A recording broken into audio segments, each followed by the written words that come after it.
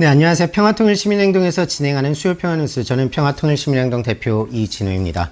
요즘 반일운동이 아주 뜨겁습니다. 일본 제품 불매운동도 일어나고 아베를 규탄하는 집회도 이어지고 있는데요. 이 문제의 발단과 해결 방안을 살펴보도록 하겠습니다. 작년 2018년이었죠. 2018년 10월 30일 대법원은요, 강제동원 피해자들에게 1억 원의 배상금을 지불하라는 판결을 내렸습니다.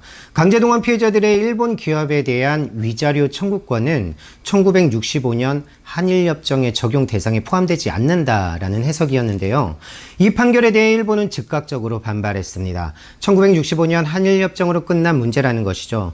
그동안 일본에서는 강제징용 노동자를 강제를 빼고 징용공이라고 표현을 했는데요. 여기에 아베 총리는 작년 11월 강제징용 노동자들을 구조선반도 출신 노동자라고 하였습니다. 자신들이 벌인 전쟁에 노예처럼 동원된 조선인 노동자들을 마치 자발적으로 취업한 것처럼 표현하는 것이죠. 위안부 문제나 강제징용 문제에서 보시다시피 일본은 자신이 저지른 천인공노할 잘못을 인정하지 않고 사과도 하지 않는 상황입니다. 이 점에 대해 국민들은 분노하고 있는 것이죠. 그래서 위안부 할머니들이나 강제징용 피해자들의 첫 번째 요구는요, 일본의 사죄와 배상입니다. 그럼 이 문제에 대해 한국 정부가 내놓은 방안을 살펴볼까요? 정부는 6월 19일 한일 양국 기업의 자발적 출연금으로 재원을 조성해 확정 판결 피해자들에게 위자료를 지급하는 방안을 일본 정부에 제안했습니다. 여기서 일본 기업은 전범 기업들인 미쓰비시나 신일철주금 등의 기업들을 말하고 있고요. 한국 기업은 1965년 한일협정 당시 일본의 돈을 받은 한국도로공사, 코레일, 포스코, 한국전력공사 등을 말합니다.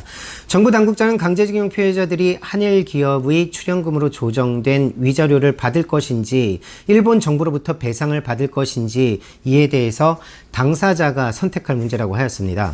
위안부 협상도 일본 정부의 사죄와 배상 없이 일본 정부가 출연금 형식으로 10억엔을 화해치유재단에 준 것으로 끝냈죠. 그래서 많은 국민들이 반발했던 것 기억하실 것입니다.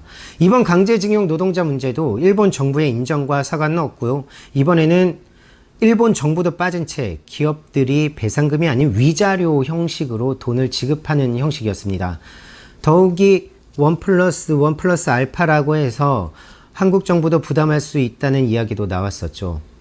애초에 돈 문제가 아니라 일본의 사과와 반성이 핵심인데요. 이것에 대한 요구 없이 한일 기업의 자발적 출연금을 해결책이라고 내놓은 한국 정부의 문제, 이것도 한번 짚고 넘어가야 할 것입니다. 이에 대해 일본은 7월 4일 스마트폰과 반도체 제작에 필요한 3대 물품에 대한 수출 규제를 강화하는 조치를 발표했습니다. 그렇다면 일본은 왜 이러는 것일까요? 네, 여러분 납치의 아베라는 말 들어보셨습니까? 일본이 납치자 문제로 자신의 정치적 생명력을 유지해오던 아베, 17년째 이어지는 납치자 문제는 일본 내에서도 피로감이 상당합니다. 얼마 전 일본은 북한을 향해 납치 문제 없이도 무조건 정상회담 하자고 제안한 적이 있죠. 이에 대한 북한의 답변, 과거사 문제에 대한 사죄와 배상부터 먼저 하라라는 것이었습니다. 한반도 평화체제 구축을 위한 북한과 미국, 중국, 러시아 등이 분주히 만나고 있는 가운데 여기에 한 발짝도 끼지 못하고 패싱당하고 있는 것이 바로 일본입니다. 전쟁 국가를 세우기 위한 명분이었던 북한 위협론이 사라지니까 갈팡질팡하고 있는 일본이 이번엔 한국에 대한 수출 규제로 자신의 정치적 생명력을 이어가려고 생떼를 쓰고 있는 것이죠. 그렇다면 한국은 어떻게 해야 할까요? 위안부 협상도 파기하고 일본과 맺은 한일 군사정보보호협정도 파기하는 것으로 대응해야 하지 않을까 생각합니다. 북한의 미사일을 핑계로 맺은 한일 군사정보보호협정, 오는 8월 24일이 일본에 종료 통보를 하지 않으면 1년 동안 자동 연기되는 기한입니다. 한반도 평화체제를 구축해 가려고 하는 마당에 일본과 군사정보 공유할 필요도 없고요. 일본과 미래지향적인 관계로 나아가려면 과거사 반성이 가장 먼저 시급히 해결돼야 될 문제이겠죠. 그런데요, 7월 19일 청와대는요, 일본의 경제보복과 한일군사정보보호협정과는 연계시키지 않겠다고 한일군사정보보호협정을 유지하겠다는 입장입니다.